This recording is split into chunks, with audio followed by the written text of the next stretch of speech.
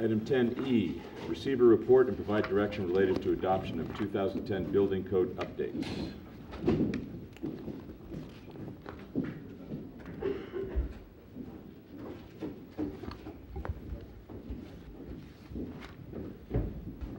Thank you. I'll be giving the presentation by Gary Lepori. He's our technical expert, so he could answer any questions that you have following this report as well.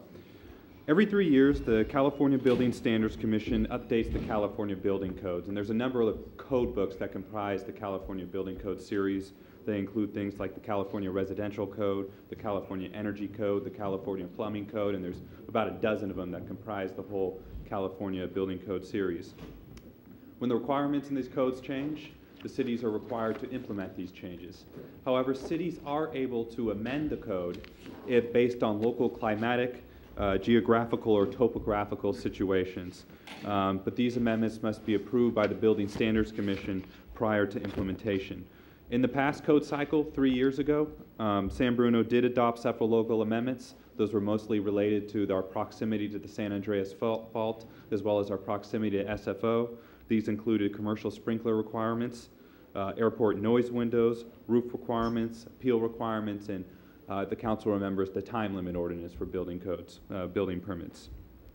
Although staff is proposing no other major policy type amendments this time around, past amendments will be carried forward. There will also be some smaller technical requirements that will also be proposed as in the overall code amendment package.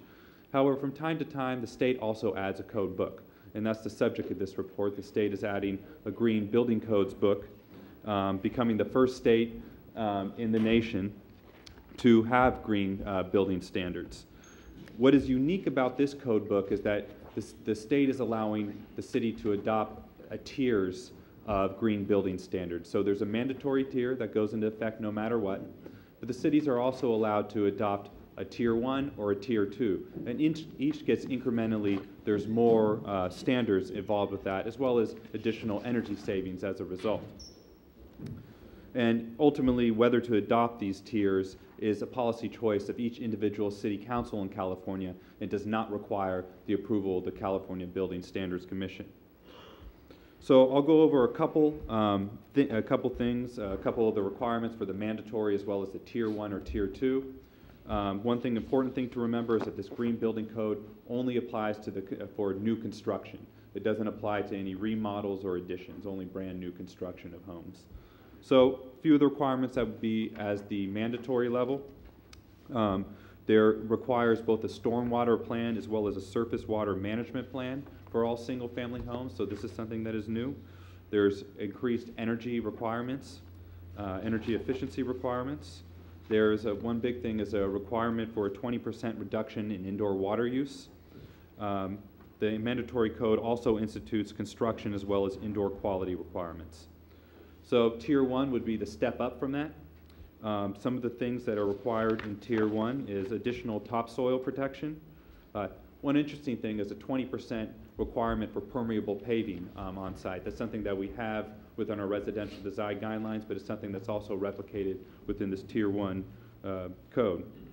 One important thing is exceeding the California energy standards by 15%. There's additional landscape and irrigation requirements.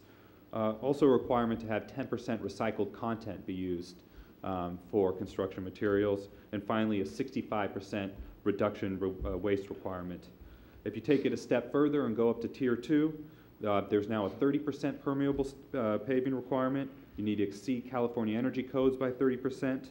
A number of other requirements, including a 75% reduction in construction waste.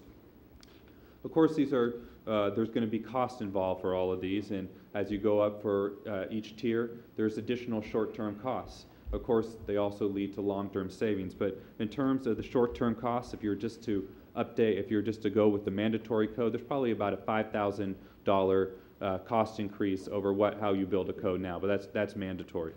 And this is for if you're building your standard 2,200 square foot new home.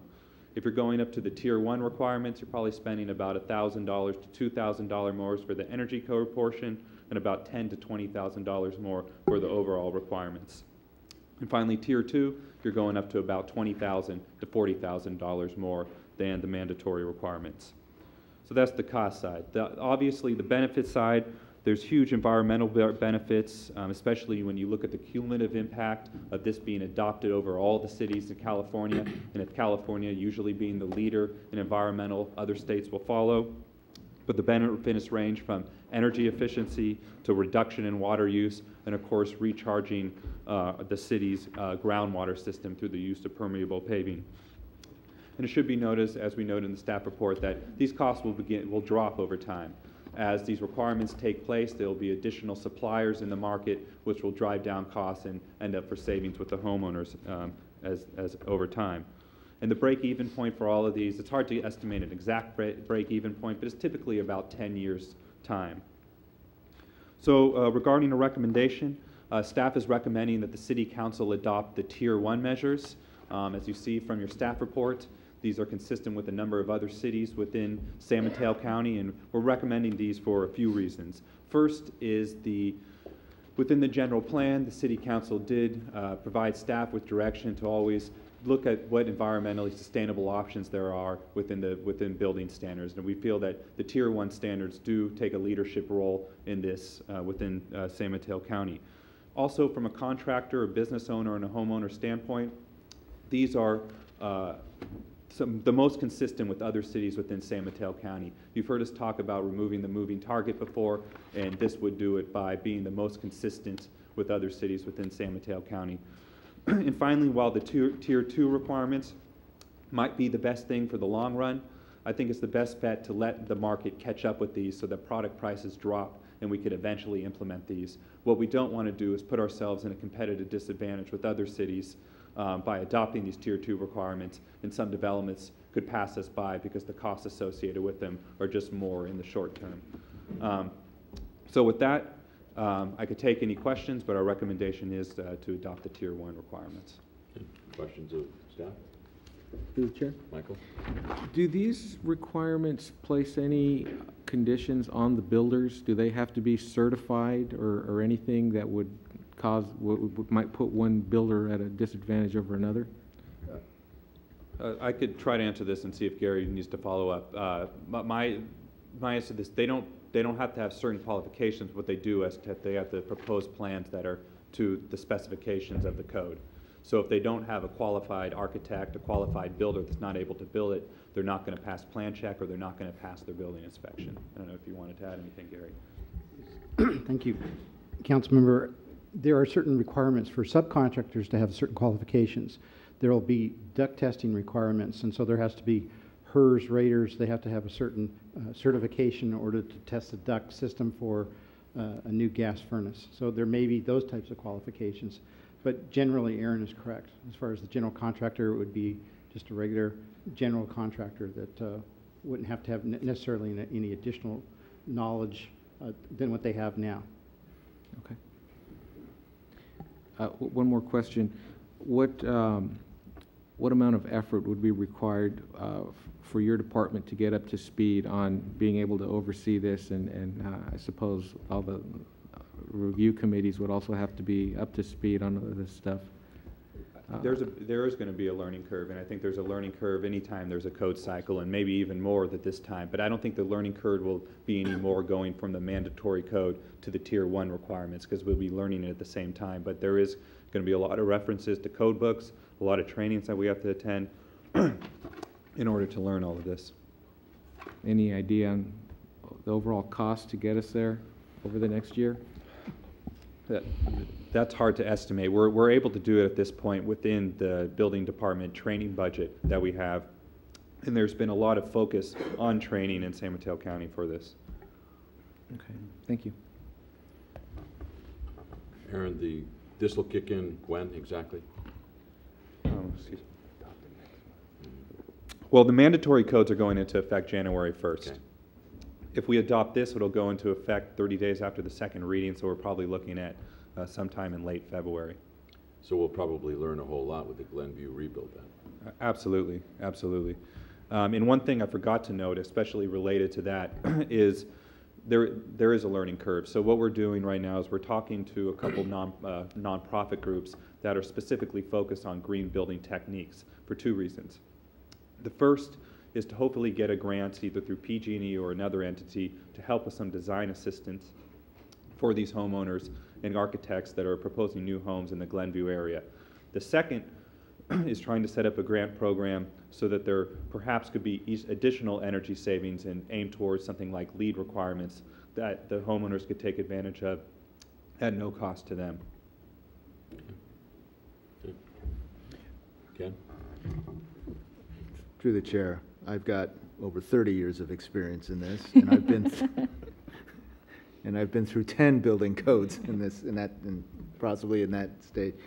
And what concerns me about this new code, and really the only big change that's happened in the 30 years really has been energy compliance, insulation, and glazing things.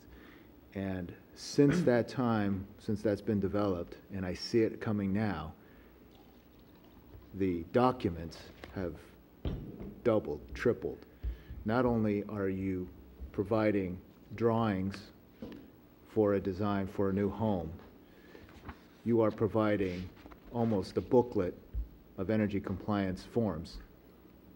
And in turn, now the state wants and the building departments want those documents on the drawings. So it's paperwork. And I only ask, because that's the livelihood, I only ask that the building departments throughout this county, coordinate, and our plan checkers, make it very clear of what the requirements are, what they want. Because there's nothing fun about submitting documents for a building permit and getting numerous pages of plan check comments stating, you need to do this, you need to do this, you need to do this, and then having to resubmit things, and time goes on.